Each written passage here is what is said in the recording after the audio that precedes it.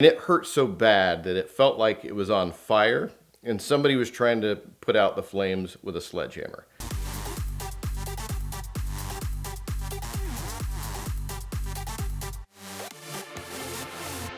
Bugatti Veyron. All right, I know that you've got a thing for the Bugatti too. Everybody has had a thing for the Bugatti. When it came out, what it represented, I mean, amazing car. Nothing equaled the kind of performance that it had. So as a detailer, I always wanted an opportunity to work on one. You get those special cars that come along in your career. Sometimes they only come along once in a career. You look at cars like 288 GTOs, F40s, Enzos, Bugattis, Pagani's. We all dream for the opportunity to work on one. So in the early days of my business, I worked real hard on networking with people and trying to connect with people in different areas because you never know who you're going to meet because of that. So on LinkedIn, I got the opportunity to connect with the director of Bugatti North America. He went to Ohio State. I went to Ohio State. There's my in. So I just kept communication with him from time to time, try to see if there's anything that we can do. Fast forward a couple of years, he finally got a hold of me and said, Todd, I need to bring a car into Columbus, and I want to get it over to you to be able to do some work. Scored. I got the car that I've been wanting to get for a long time. So we had everything prepped for the car to come in. Well, the other story that kind of intersects with this one is that year my back started going bad. And I struggled with it mightily for about 6 months. Some days I couldn't walk, I couldn't do anything, or I'd be at the shop and the only way that I could relieve the pain was lay on my stomach. So we literally had like this couch that was on wheels that I remember, laying down on it to eat lunch. Lunch would be on the floor, and then I'd have people push me around a little bit because the pain was just so bad. So right before the Bugatti came, I'd been going through physical therapy. I'd been going, to doctors. Nobody could figure out what was wrong with my back. So like the day or two before the Bugatti came, something popped and it went really, really bad. The morning that the Bugatti came, I couldn't put my own shoes on my feet. The pain was so bad. I didn't know what I was going to do with the car. Fortunately, I had a couple people working with me that day. And it hurt so bad that it felt like it was on fire and somebody was trying to put out the flames with a sledgehammer.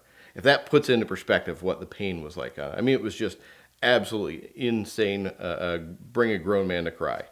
So I get into the office that morning, the car's coming in, and he wanted me to be the only person to drive the car, from the semi-truck into the shop. I literally had to have two people help me get in and out of the car with tears in the corner of my eye because it hurt so much. Get the car in, and I had to have other people in the shop work on the car. I didn't get the opportunity to. I posed for a picture with it, and I look back at now. It's funny because you can see my back is all crooked because I can't even stand up straight. This one was a press car, so they were coming into town to show it off. They had an event that they were going to go to, and they had certain people lined up that they wanted to show this car. So it was coming into town, bring it to us, we get a chance to work on it. Because they're press cars, there's always things going on. People are mishandling them. We work for other OEM manufacturers to work on their press vehicles. We get to see what kind of condition they're in. This one wasn't in horrible condition. And I know of other detailers who are friends of mine that worked on this same very car earlier in the year as it made its round. So they were at least doing a good job of trying to keep after it, but it still was a little needy, had to have some things touched up. People get touchy-feely on the cars, and we had the opportunity to go in there and bring it right before it got to the next prospective buyers. So we get the car done, and then the director of Bugatti North America comes in, and we go over it, more talking and things. And he said, "You want to go for a drive?" Yeah, I mean, absolutely. It's one thing to work on a Bugatti, but it's another thing to be able to actually go for a drive in it. So I have my employees help me into the car, into the passenger seat, in tremendous amount of pain the whole time. Fast forward 2 days later after this, I ended up in the emergency room. They did an MRI, found out that I had the badly herniated disc, and then scheduled me for surgery. It was that bad. If I haven't like really painted that picture well yet, it was that bad.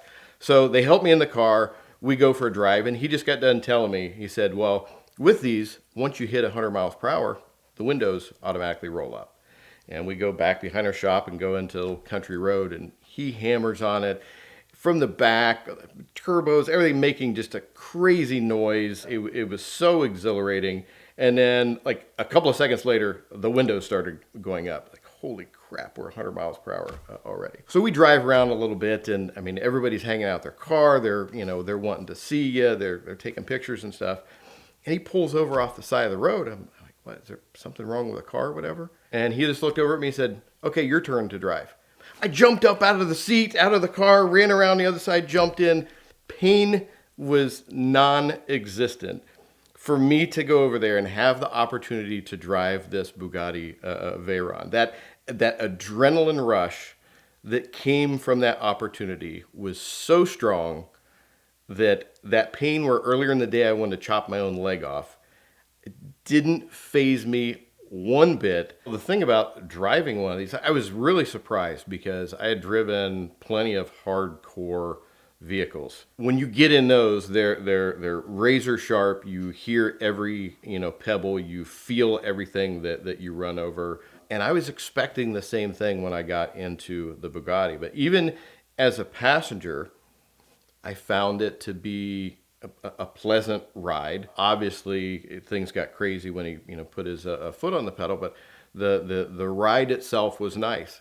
Then when I got in it, I wasn't going to hammer on it like he did, but I was really surprised how drivable. I mean, you could turn one of those into a daily driver. I was really surprised at that. So it kind of had the Dr. Jekyll, Mr. Hyde thing going on, because it can be smooth, but once you got into it, it was just an absolutely insane car. By the time I got back to the shop, I had to have people help me out of the car. And like I said before, I ended up in the emergency room, ended up getting surgery, which I've got pictures of me too, a couple weeks afterwards, working on a Ferrari with a back brace on, which I don't think my surgeon wanted to see. If you ever run into somebody who's got like a disc problem, it is horrible, absolutely horrible. I permanently lost like most of the feeling down here in the lower part of my leg over that, just because you get nerve damage and stuff from it. It didn't help, you spending time like over cars, and I was working on what really put me over the edge is I was working on a Murcielago, and being wide and low and really reaching to work on the roof, and it just went. But it just shows what the power of some of these cars can have over you, over your emotional state, over your sense of well-being. You're in that much pain, and a Bugatti Veyron can fix it.